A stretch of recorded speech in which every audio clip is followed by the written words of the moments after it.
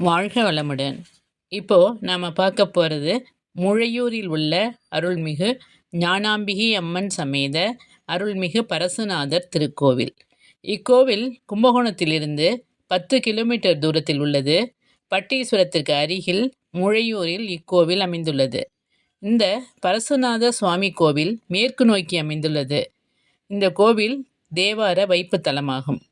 இக்கோவிலின் மூலவர் பரசுநாதர், தாயார் ஞானாம்பிகை. பெண் நாயன்மார்களில் ஒருவரான மங்கையர்க்கரசியார் பிறந்த ஊர் இது. அந்த காலத்தில் முழவு என்ற வாத்தியத்தில் வேத ஒளியை துல்லியமாக வாசிப்பார்கள்.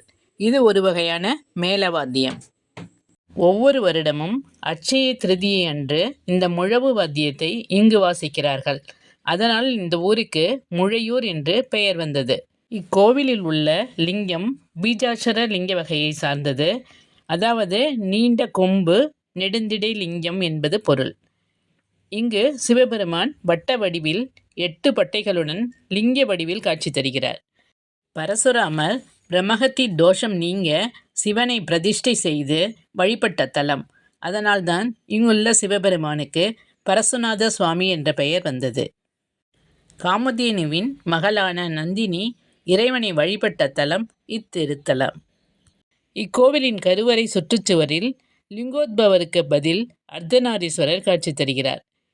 இந்த கோவிலில் உள்ள முருகன் வேலுக்கு பதிலாக சக்தி சூலத்தை தன் கையில் பிடித்து இருக்கிறார். அந்த சூலம் இடது கையின் ஓர் விரலில் தாங்கியுள்ளது. இந்த பரசுநாதர் கோவிலின் மற்றைய சிறப்புகளை இப்பொழுது கேட்போமா?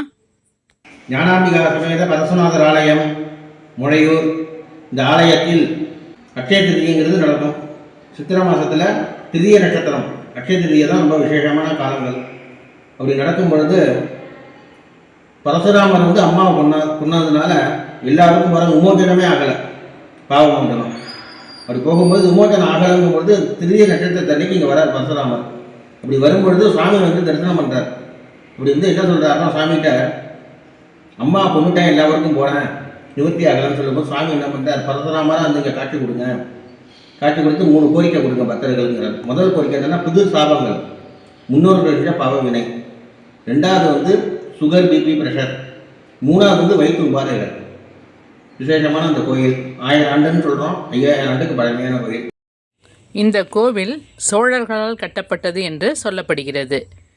இங்கு அக்ஷய திருதியை, மார்கழி திருவாதிரை, மகா சிவராத்திரி போன்ற திருவிழாக்கள் இங்கு விமர்சையாக கொண்டாடப்படுகிறது. திருதியை நாட்களில் இக்கோவிலில் பஞ்சமூர்த்திகளின் ஊர்வலம் நடைபெறும்.